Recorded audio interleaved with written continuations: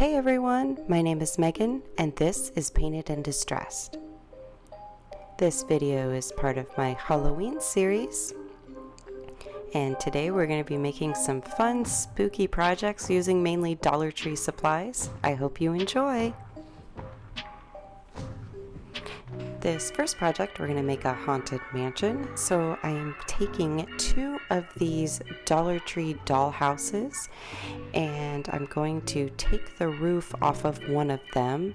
It was fairly easy to do, but as you see, they don't line up evenly, and so I just take out my X-Acto knife, and it was a little hard to cut, so then I just took my utility shears. These scissors are they're the best thing on the planet. They're from Amazon. They are linked in down below if anybody's interested. And so once I had a nice even surface, and then I just took some hot glue and hot glued the two together. And then I just started taking off the doors and the window frames and on the top house, and then I'm just kind of hot gluing them crookedly because I wanted this to look, spooky and kind of dilapidated and just kind of weird. And so that's all I did. And this is so easy to make, and it comes out really, really cute. And I did hot glue the door on the bottom just to make sure it stayed closed for when I do spray paint it. And then I just took it outside and gave it just a quick coat of this Rust-Oleum matte white spray paint.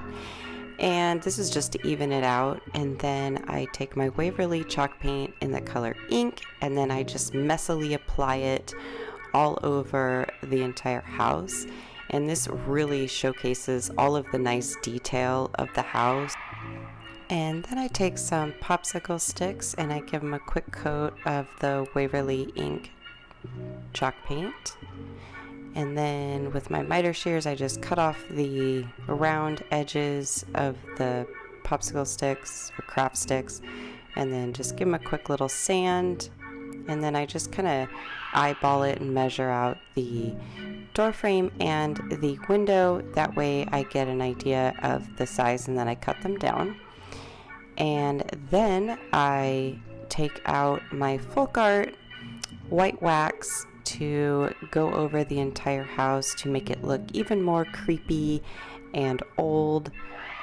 And I just love it, the way that the white wax looks over the black. It just really gives it a perfect gray tone, but still shows all of the details of the house as well.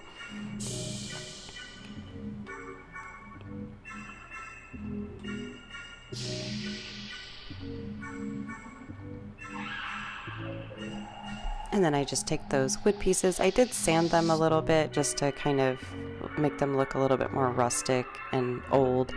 And then I'm just hot gluing those to the front.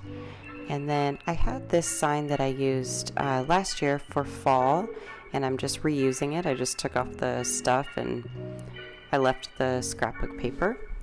And then I took some moss that I spray painted black, and then now I'm just using some Gorilla spray glue to attach it to the bottom of the sign all around the house. I just, again, this gave it another, just more of a creepy look, and added some more interest and detail to the piece.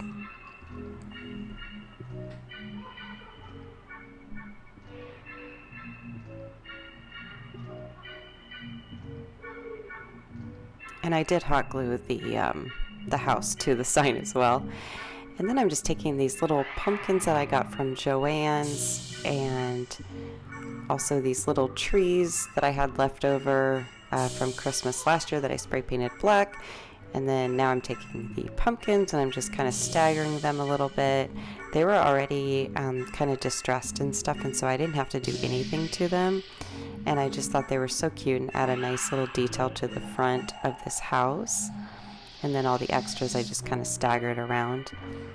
And then I took some foam board from Dollar Tree, and then I'm just going to be painting it different variations of gray. And I just cut out basically the shape of a tombstone. And I had these little cats that are from Dollar Tree, from the toy section, that I spray painted black, and it seemed like the spray paint never dried. It was so weird. But I wanted to give them a creepy look anyway, so I'm doing the same thing to them as I am doing to the tombstone. So I started with a darker color gray, and then a medium color, and then a lighter color to give the stone type look to the cats and the tombstones.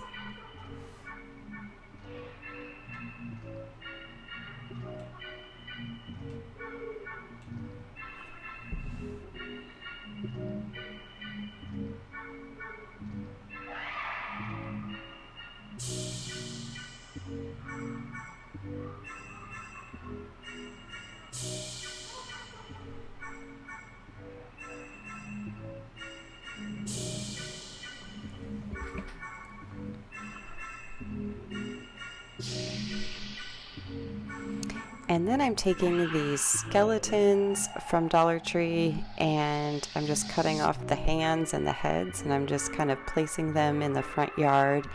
And then some of the heads I'm placing in the windows of the house, just to give it a little bit more of a spooky look. And then I'm hot gluing the tombstones to the front of the front yard, I guess that's what this is. And that's it. I love how this turned out. I think this is so cute. I bought some tea lights to put in it to make it look a little spookier, but I can't find them. This next project, we're going to make a Pennywise, and we're going to use one of these little baby dolls from Dollar Tree. And I spray painted the body white, and I did a really crappy job, and I did it on purpose because it's not supposed to be perfect anyway. And so that's what I did. And then for his body, I'm just painting it using just like a neutral color. And I ended up painting his whole body except for his hands and feet. And then for his balloon, I'm just using some floral wire and a little red ornament. And I did spray paint the wire white just to give more of the illusion that it is a balloon. And then I just spray painted it to his hand. And then I'm just adding some little red pom-poms from Dollar Tree, of course, as well. And then for his hair, I'm taking some of this yarn, and I'm just kind of measuring out the length of his hair that I wanted. And I do make it a little bit longer just so that way I can go back and cut it. And I just kind of sketched out his hairline with a pencil on his head. And then I just kind of followed that along when I attached the yarn to his head. And so I just took kind of like clumps of it together. This yarn is not from Dollar Tree, but Dollar Tree has all kinds of yarn, including the red. I just used this particular one because it was a little bit thicker, and that way I didn't have to go through so much yarn. So I'm basically just cutting out a bunch of pieces all the same length. And then I'm just taking my Dollar Tree die cutting tool. It's basically like a Cricut dupe, and that's all I'm doing. I'm just poking a hole in it and then taking a clump of the yarn and then just shoving it in there. And this worked out so much better than hot gluing it, so that way I didn't have a big mess. And I'm just following it along with the hairline. I just pulled a picture off of Google just to use as an example. And this little hook tool, I forget what it's called. It's a weeding tool for Cricut machines, but it's from Dollar Tree also, and it worked perfectly for this project, and it made it so easy to do.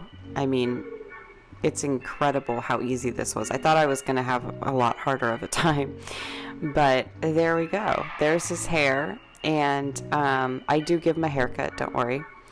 In the baby party section, I found these shoes. They were blue, and I just spray painted them black. and these are again from Dollar Tree. And then I just took a scrunchie that I bought from Dollar Tree. I was originally going to put it around his arms and his legs as well, but it was too much, so that was it. And I just put little pom-poms on the top of the shoes as well.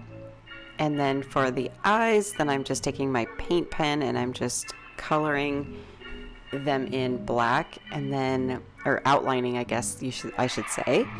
And then the center, I'm just using an orange because his eyes are kind of like an orangish color.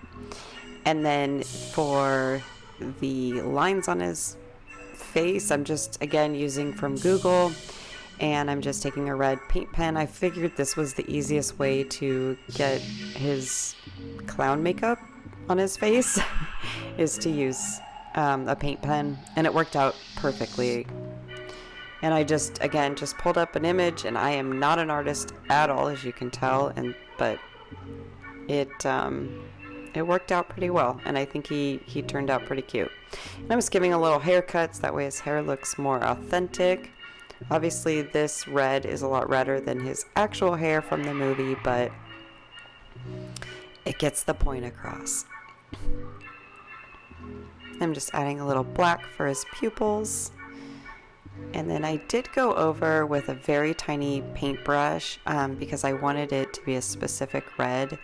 And so that's what I'm doing here. This step is not really necessary, but it's just what I did because I also went back and made his teeth. And so, because he kind of has his front top teeth kind of protrude, and so I wanted to make sure that I captured that as well, and it was a little bit easier to use a smaller paintbrush than using my paint markers. And that's just doing a little cleanup, you know, as it happens, but that's literally it. And I think he turned out so cute. And again, I did make his teeth, as you can see here, and this was so easy to do, and it's so cute, and it just adds just a nice little shelf sitter for my Halloween decor. And I'd love to know what you think down below.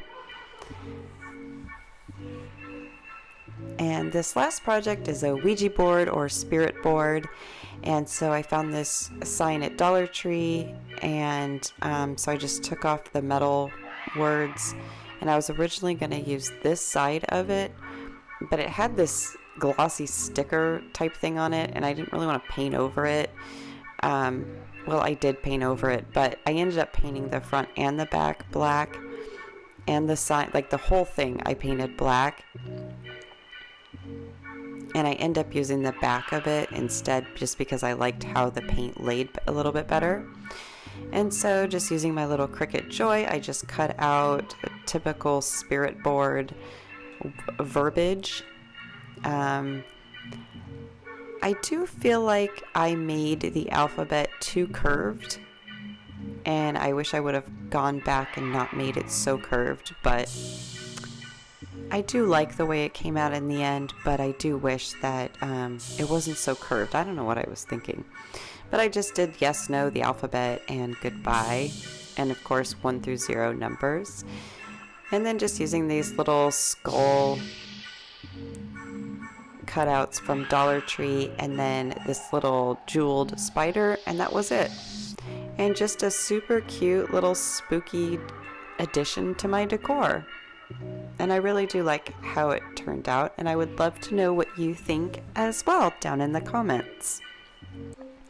And I thank you so much for sticking around and watching this video in its entirety. And if you haven't done so already, I would highly appreciate if you click that subscribe button so you don't miss any time I upload a video. And that's all I have for you guys today, and I will catch you on the next one. Bye!